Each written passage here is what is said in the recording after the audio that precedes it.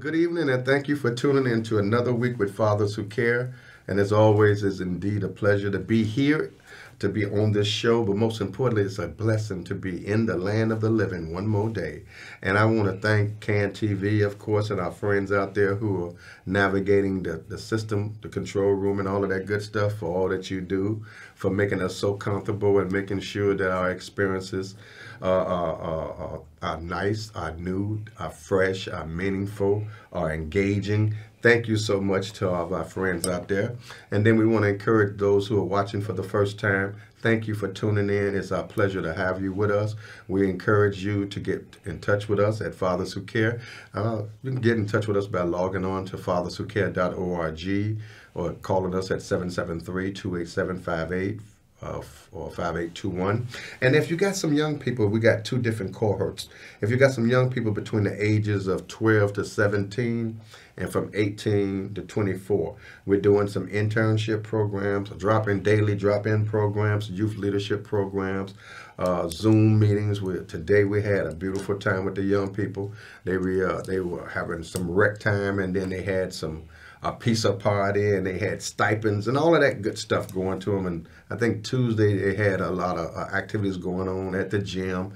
So it's always something good for our young people to be involved in. So we want to encourage you, as opposed to turning your backs on these young people, please give these young people some opportunities, give them some options, and give them some direction.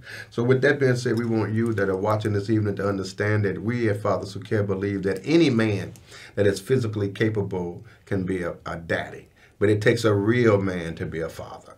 And we're talking about one who's stepping up to the gap for not only their children, but others' children. And I'm doing this show this evening to highlight a father who's on the move, a father who cares, a father who's committed to social change, a father who's committed to empowering the least of them, a man who loves God, a man who's actively involved in the community, a man who loves his family, and a man who's on a mission. And so I'm just going to introduce to some and present to others none other than our friend, our judge, we want to say our community stakeholder, or one of the guys who are in the community, always talking about where the resources are. Someone in the community always want to go to schools and empower the young folks. I'm talking about a guy who's really committed to social change. And his name is Judge Owens J. Shelby. Remember that name. And I think you got a punch number, if I'm not mistaken. Would you share that? Punch 162 because it's right for you. Oh, 162 because it's right for you. And so the judges the judge of what circuit? So it's the 7th sub-circuit, which is the West Side and Proviso area. So my borders are Sacramento all the way to Wolf Road. Okay, so what we're going to do in a little while is we're going to talk to the judge, and the judge is going to educate us on some different things in relationship to who he is, why he's committed to being a judge. He was, of course, appointed as a judge, and now he's running as a judge, so he needs your support. And so we were talking to him at many events. I mean, we see him at all the events in the neighborhood, and then through our community stakeholders and meetings that we've been having. We knew that we had to bring the judge on if he had the time, which he always try to make time if his schedule will allow, so that we can just share with you all who are watching this evening that it is important, that it is okay for you, those who are watching, to be an attorney, to aspire to be a judge, and to continue to empower your people. So let's do this. Tonight we're going to be talking about people united to educate, empower, and save lives on the west side of Chicago. So Judge, tell us, we know that you're the judge right now and that you're running for election, correct? That's correct. And so we know that you are a father, correct? That's correct. A husband, right? Correct. But let's cut the judge thing for a minute. We're going to come back to that. Okay. Tell us who is, like you talk to your buddies, who is Owens? Who is Owens J. Shelby? You know, I just like to think of myself as, you know, I'm just a neighborhood kid that wanted to do right, you know. Okay. I grew up right on the west side in the Austin area.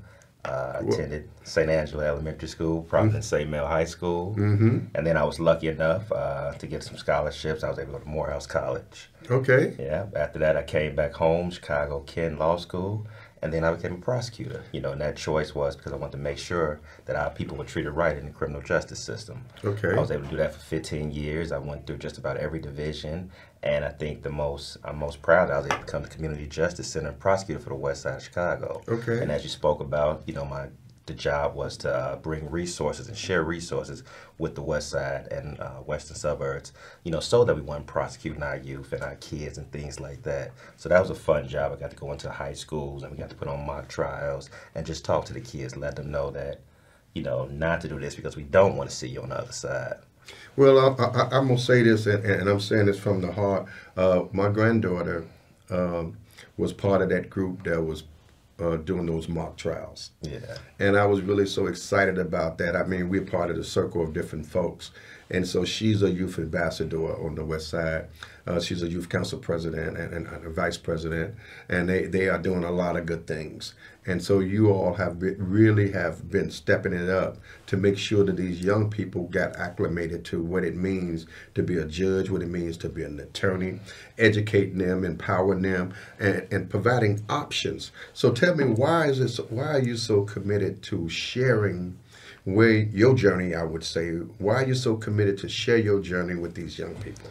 Well, for me, as I think back as a child, growing up in certain areas, you don't really get to see judges and lawyers. Like, I never talked to a judge. It was something that I never thought I could reach or even didn't have that aspirations. Luckily, for me, I was able to, hear about, so I had some friends, his father kind of taught them into going to law school, and just hearing his father talk to him, it kind of sparked my interest or whatever. So I feel like, the more people, if you can see it, or even meet someone, it will encourage you to know that it is possible. Right.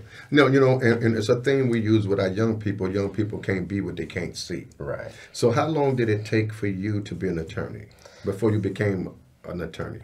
So law school was just 3 years. So after I graduated from college, which is 4, you can do it in 4 years. Law school is 3 years if you do it straight through. So you took those 3 years and you graduated from law school? Correct. And then how long did it take you for the bar? The bar, you have to study. As long as you do the program right, you got to drop your whole life and study. And just be committed. Committed for 3.5 months. Make that your commitment. So I passed it on the first time around. And many don't. Yeah, many don't, but I think it all depends on what you got going on. Like, if you have to be in a space where you really can't focus. If you think you can still go out or do this and do that, it's going to be a little hard. It's not going to happen. Yeah. You got to really stay focused and stay on point with what you're doing with the bar, right? Yeah. With studying for the bar, right? That's so they call them, they used to do some mocks in that too, right? Mock exams or something like that? Well, you take some prep okay. exams, but there's a bar class, there's a bar prep. There's several different bar prep classes that you have to take. Okay. As long as you sit through and you do what you're supposed to do, you should be all right. Okay. So let's move on down the road. So now you did the 3 years of law school.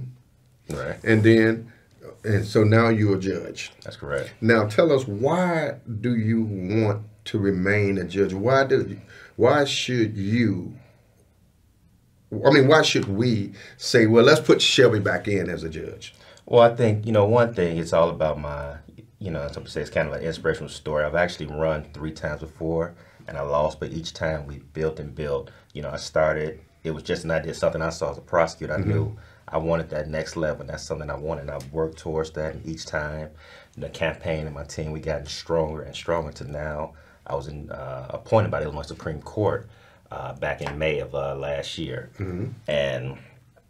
and now, as a sitting judge, I'm the only candidate in my race that has positive bar reviews from every bar association. And backing? I'm the only candidate with real roots in the community, and I'm the only candidate. It makes sense. I think my inspirational journey is going to be inspiring to the youth, and I plan on being active in the community, letting our youth know that dreams are possible if you work. So, if a person was watching today, and they were interested, let's say they're interested in learning more about you, Judge Shelby, and they wanted to join or volunteer or something, how could they get in touch with you? Sure. Please check out my website. It's just shelbyforjudge.com. That's SHELBYFOR judge.com.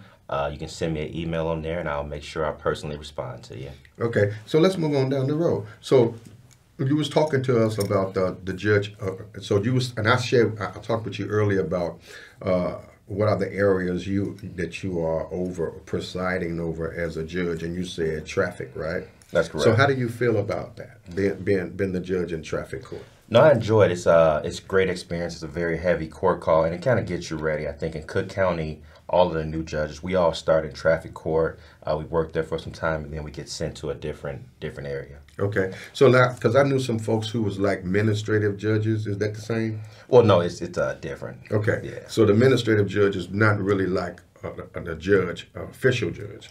Yeah, it's just we're kind of we're circuit court judges. So got it. So you're in the circuit court, right? And administrative judge is more with. It's state. I think those are like state positions. Okay, yeah. okay. So now you are doing a traffic court now. Correct. Now, how many folks do you actually see in a day? It varies. Because I know I've had my moments in the past of coming to traffic court. All right. Right. Which I don't enjoy at all. All right. And I don't remember the last time I've been there, but I remember back in the day when it used to be over there I think it was across the bridge or something. Right. You know, in that big, what was that building? You know what I mean? It was in that, the courts was in the building right across from the river. Right, I know what you're talking about. Yeah, back in the day. But anyway, so how many folks do you actually see in a day?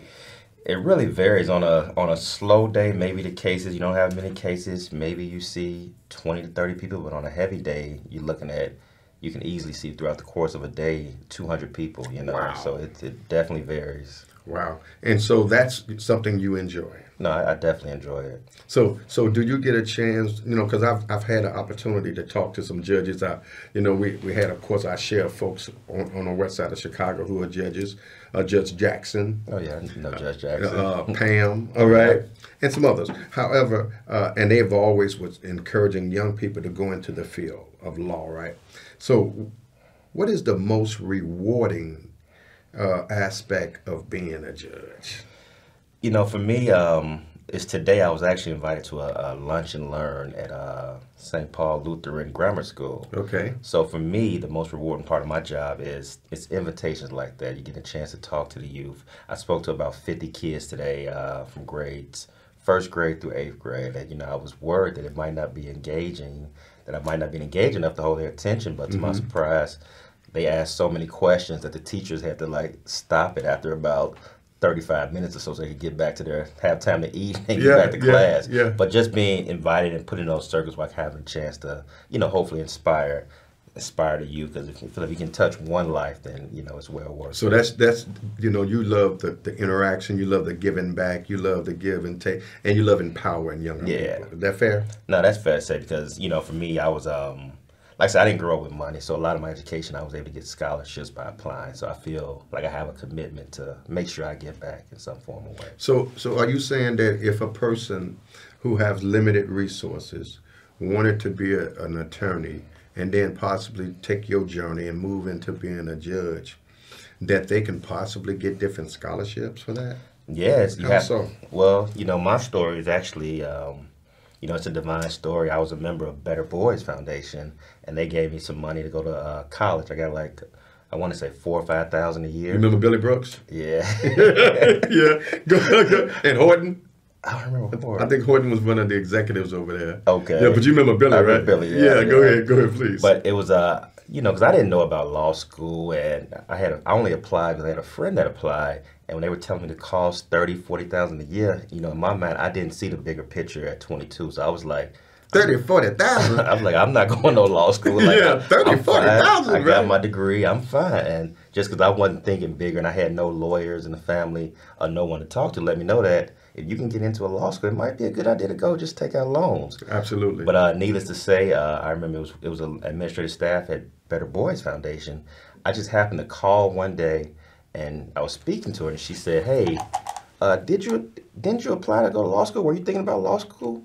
I was like, "Yes, I am." She was like, I got this application here. It says that Indigo Foundation is giving away a full scholarship to African Americans that I wanted to go to law school." You mean a full scholarship of $100,000, and I had like 5 days to get it in. So she literally emailed me the information.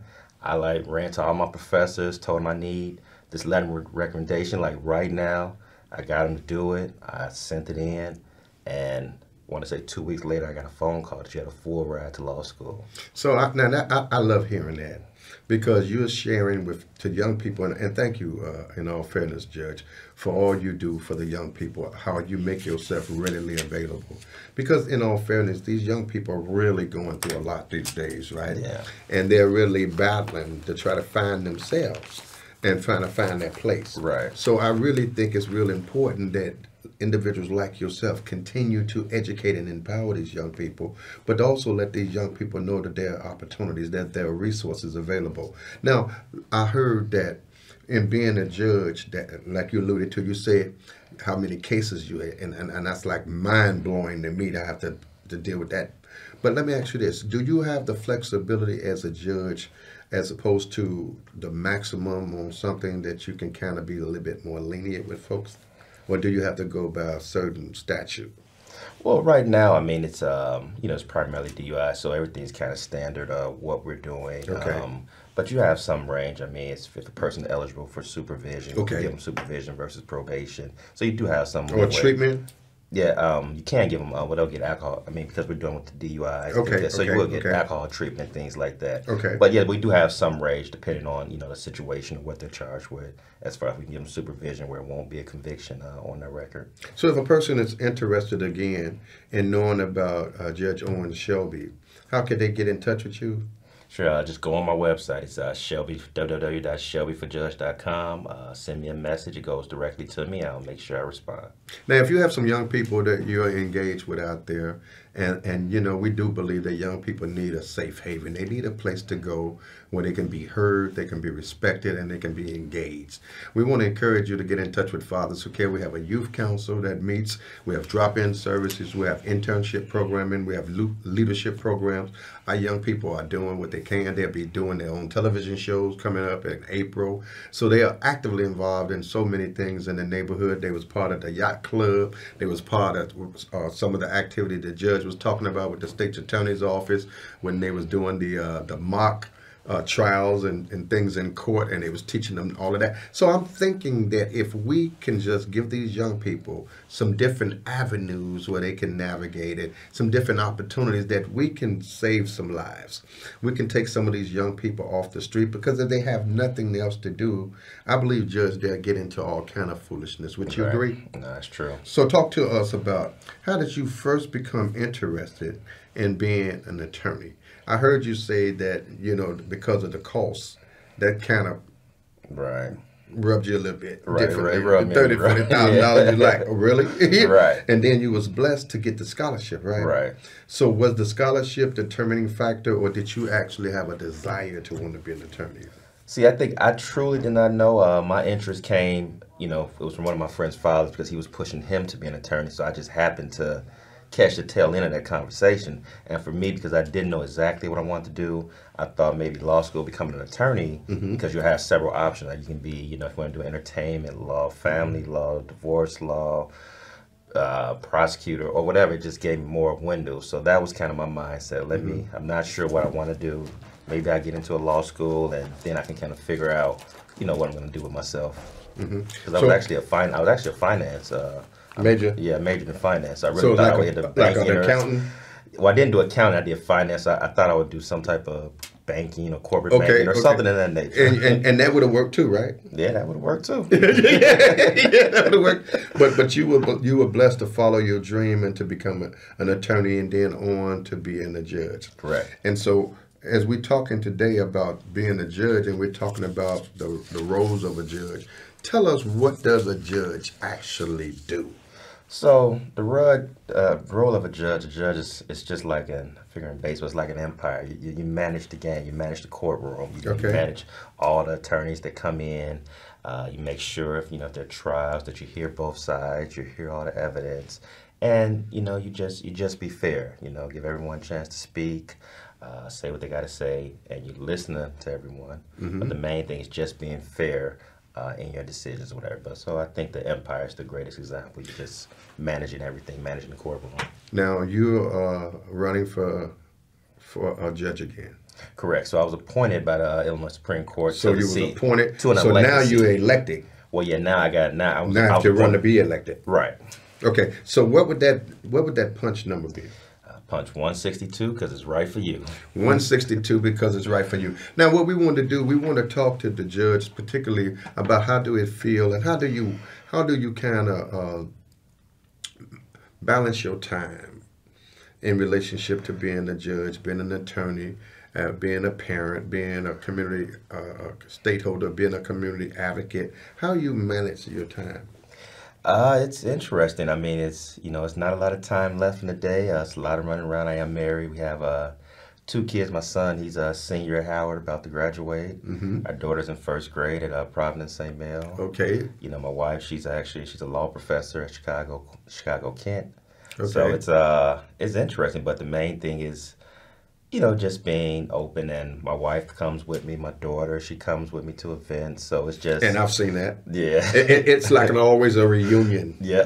It is like a reunion because y'all seem like y'all be so happy, and y'all are basically there together, supporting each other. Yeah. But go ahead, please. No, yeah, so it's just, we still try to make time for each other, make family time. We have to sit down and do homework at the end of the night.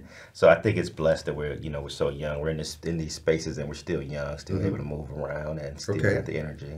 Now, Judge, we're having some issues on the west side of Chicago with our young people. There seems to be this uptick in senseless violence. There seems to be this uptick in poor mental health. This uptick in substance abuse. How can we, as community leaders, how can we collectively work together to change some of these ills that's impacting our community? Yeah, I think there really has to be more. I think I saw something today that there was it 600,000 or something was put into the community organizations. I just think we have to keep pushing and doing what we can to hopefully get these money to have more programs, for the kids to do. Because I think with everything, like what did it say, an idle mind is the devil's playground. Absolutely. So I think that's just a problem that we just had to keep pushing and trying to figure out ways to have more and more programs for the kids to come out and have something else to focus on. So you're a proponent, if you will, of bringing young people or making resources available for young people to be involved in after-school programs, to be involved in mentoring programs, to be involved in violence prevention programs, to be involved in having individuals like yourselves and others to come out and do career days. You're a proponent of providing these young people with a safe haven and those resources that they can maximize. I think it's important, just thinking about my growing up, I stayed in sports, so it was like you would go to school and either playing baseball, basketball, but you were tired by the time you get home at 7:30, you'd be tired from running around for 2-3 hours or whatever. Right. So. Right. So tell our audience, what is it that's on your heart that you would like for them to know about you? I mean, we felt your passion. I don't think it's a question that the passion is there. And for those of us who know you, we know that you have that passion, and it speaks volumes. But what is it that the audience don't know about you that you would like for them to know so they would be encouraged to punch 162 because it's right for you? Yeah, I think the main thing is that, when I started 10 years ago, my candidacy is always about being a symbol of hope for the younger generation. And I said that 10 years ago. And one thing that pushed me to keep going, because, it's not easy coming back when you lose and, not having support and just trying to get in again. But it was always in me that I knew I needed to close this gap because I want to be able to tell this story. I want to be able to hopefully inspire people and inspire individuals. And even though I became a judge without being elected, I still feel like that's one piece of the puzzle I still would like to close, just so we can complete the story that we started 10 years ago. So we're encouraging those who are watching that if you would like to be a part of the change, if you would like to be part of the solution, if you would like to be a part of those individuals like ourselves who are committed to empowering our babies, who are committed to providing resources for our babies, I'm going to openly say that there's a number out there it's a number 162. 162, because it's right for you. And so Judge Owens Shelby would like your support. Is that fair? That's very fair. And tell them why. Well, as I like to say, I'm the only candidate. I've been found qualified or recommended by every single bar association. I've been committed to the community. I was always taught the more education you receive, the more responsibility you have to give back to the community. That's why I've been volunteering for the last 2 decades in organizations dedicated to improving our West Side. And that's true. And that's true. And if you don't know, follow his, go to his website. It'll speak volume. He is committed to it. He is committed to our young people. And I love that about you, though, Judge. I love the fact that in spite of how busy you are, you make time when you can to go back and empower these young people. So we want to encourage those of you who are watching tonight to punch 162 for Judge Owens Shelby, because he's really committed to what we're trying to do on the West Side. He's really committed to being an example for those that are young. And I really believe when young people see you, then young people will aspire to want to be an attorney, aspire to want to be a judge.